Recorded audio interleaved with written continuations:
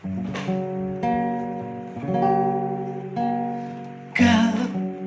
yang selalu ku andalkan, yang selalu ku nantikan, pertolonganmu kan nyata bagiku. Hanya kau yang selalu ku andalkan, yang selalu ku nantikan. Selama ku menyembah, mujizat pasti terjadi. Salam, salam sehat dan bahagia buat setiap kita. Bapak Ibu, saudara sekalian yang dikasihi oleh Tuhan, mari kita renungkan sejenak selama kita menjalani kehidupan kita. Siapa yang menjadi harapan, siapa yang menjadi tumpuan, siapa yang menjadi andalan hidup kita. Kepada siapa kita mengandalkan, kepada siapa hidup kita menaruh harapan, itu akan menentukan keberlangsungan hidup kita, baik selama kita hidup di bumi maupun ketika kita meninggalkan dunia ini. Saya akan membacakan bagian firman Tuhan yang terambil dari kitab Yeremia. Yeremia pasal yang ke-17. Jadi Yeremia adalah seorang nabi yang dipanggil oleh Allah sejak usia masih muda. Dan Tuhan berbicara melalui Yeremia, demikian firman Tuhan. Beginilah firman Tuhan, Yeremia 17 ayat 5. Terkutuklah orang yang mengandalkan manusia, yang mengandalkan kekuatannya sendiri, dan yang hatinya menjauh daripada Tuhan. Di sini Tuhan berbicara tentang kutuk. Kutuk itu berbicara mengenai bencana, mengenai musibah yang akan dihadapi seseorang. Kutuk bicara masalah sesuatu yang mendatangkan kesusahan, penderitaan. Di situ dikatakan siapa orang yang akhirnya menjadi terkutuk. Yang pertama di situ dikatakan orang yang mengandalkan manusia. Bapak Ibu, siapa yang selama ini kita menjadi andalan kita? Firman Tuhan dengan jelas mengatakan terkutuklah orang yang mengandalkan manusia. Tidak salah kita mungkin berharap kepada manusia. Tetapi kalau kita mengandalkan manusia, kita meletakkan tumpuan kita kepada manusia, ternyata itu mendatangkan kutuk. Kenapa? Karena manusia itu ciptaan. Manusia memiliki keterbatasan dalam banyak segala hal, dalam banyak hal. Usia terbatas, tenaga terbatas, pikiran terbatas. Tapi yang jelas manusia adalah ciptaan, ternyata bukan menjadi tempat andalan kita. Sehingga Tuhan berkata, terkutuklah orang yang mengandalkan manusia. Siapa itu manusia? Saya manusia. Saudara manusia. Orang tua kita manusia. Mungkin pimpinan kita manusia. Siapapun manusia itu, apapun jabatannya, apapun kedudukannya, itu bukan tempat andalan kita. Lalu siapa andalan kita? Nanti kita akan melihat firman Tuhan. Itu yang pertama. Siapa yang terkutuk? Orang yang mengandalkan manusia. Kemudian yang kedua, yang mengandalkan kekuatannya sendiri.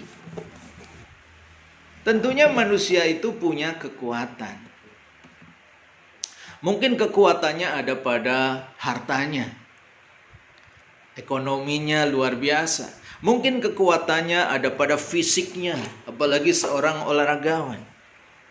Mungkin kekuatannya ada pada kegantengan atau kecantikannya. Itu adalah kekuatan dari manusia, yang dimiliki manusia. Tetapi itu tidak bisa menjadi andalan. Sehingga firman Tuhan katakan terkutuklah orang yang mengandalkan kekuatannya sendiri. Orang yang punya harta melimpah, ingat harta itu memang sangat berguna. Tetapi harta tidak selalu berguna. Buktinya sekarang Bapak Ibu Saudara sekalian, dengan banyaknya pandemi corona, dengan adanya pandemi corona di mana-mana sudah banyak memakan korban. Korban ekonomi, korban nyawa.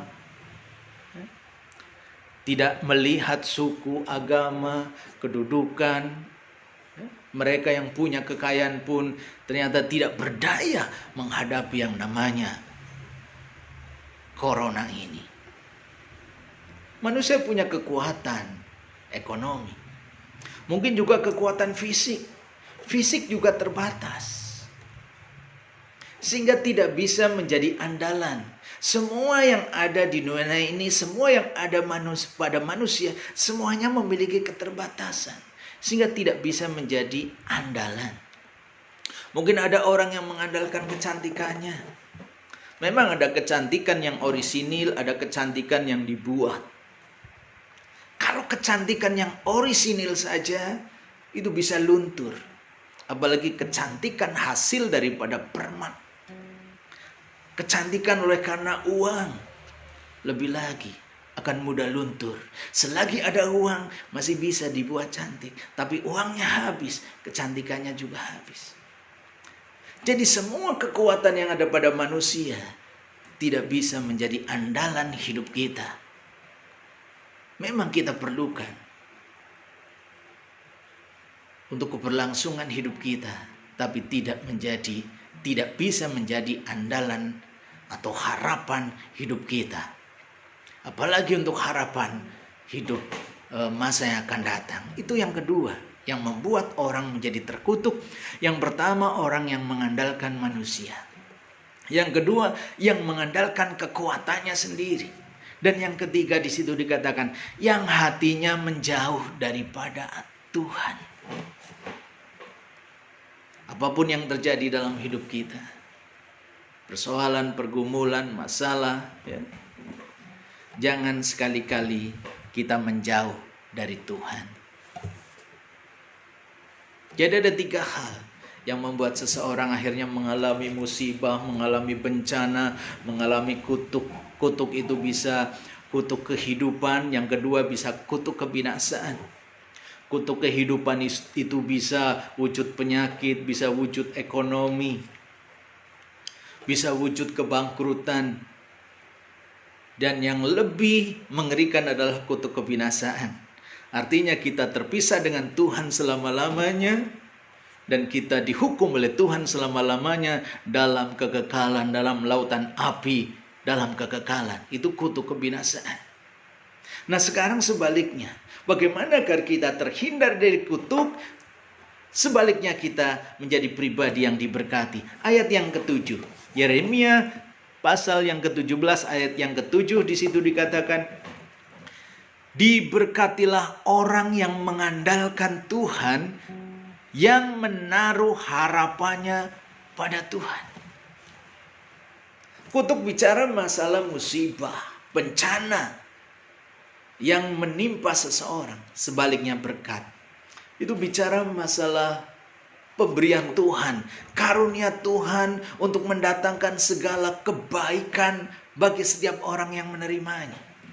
Dan ternyata Tuhan memberikan hal-hal yang baik ini kepada siapa? Di situ dikatakan ayat 7, Yeremia 17 ayat 7, diberkatilah orang yang mengandalkan Tuhan, yang menaruh harapannya kepada Tuhan.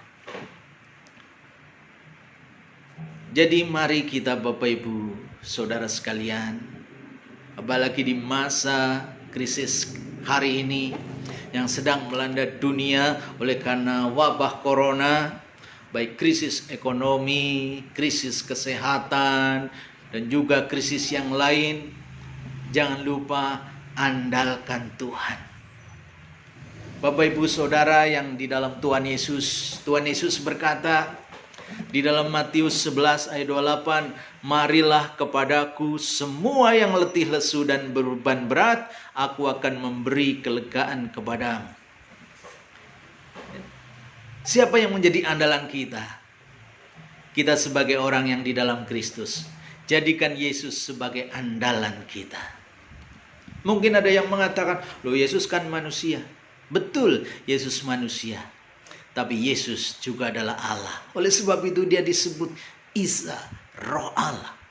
Karena Roh Allah sendiri memenuhi kehidupan Yesus. Segala hal yang bagi manusia mustahil bisa dilakukan oleh Tuhan Yesus. Yesus hadir untuk memberikan solusi bagi setiap kita. Yesus hadir untuk apa? Menjadi tumpuan dan andalan bagi setiap kita. Bahkan di sini Tuhan Yesus mengundang kita. Marilah kepadaku semua yang letih, lesu dan berbeban berat. Hari-hari ini ada banyak orang yang letih, lesu, yang berbeban berat oleh karena masalah pergumulan yang dihadapi. Disinilah Tuhan Yesus mengundang.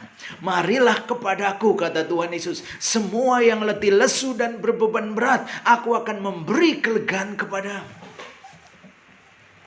Bapak Ibu yang dikasihi oleh Tuhan, saya sudah mencoba. Di tengah segala masalah pergumulan dalam kehidupan yang saya alami. Dalam banyak hal. Sakit, penyakit, ekonomi, macam-macam. Dan itu membuat kita letih, membuat kita berbeban berat. Tapi ketika saya datang kepada Yesus, Yesus memberikan kelegaan. Yesus memberikan kekuatan. Yesus memberikan penghiburan. Bahkan Yesus terus memberikan damai di tengah keadaan yang tidak damai. Jadi Bapak Ibu dan Saudara sekalian, siapa andalan kita? Tidak lain dan tidak bukan, dialah Tuhan kita, Yesus Kristus. Hanya dia manusia, tapi dia juga adalah Allah yang mampu dan sanggup menjadi andalan kita. Ketika kita mengandalkan dia, maka kita tidak akan kecewa. Karena apa? Karena kitab suci berkata dalam Roma 10 ayat 11, barang siapa yang percaya kepada dia berarti menjadikan dia sebagai tumpuan hidupnya, sebagai andalannya. Alkitab katakan tidak akan dipermalukan. Puji Tuhan. Mari Bapak Ibu yang dikasihi oleh Tuhan, jadikan Tuhan sebagai andalan hidup kita, maka tidak akan dipermalukan dan kita tidak akan dikecewakan. Tuhan Yesus berkati, salam sehat dan bahagia. Haleluya.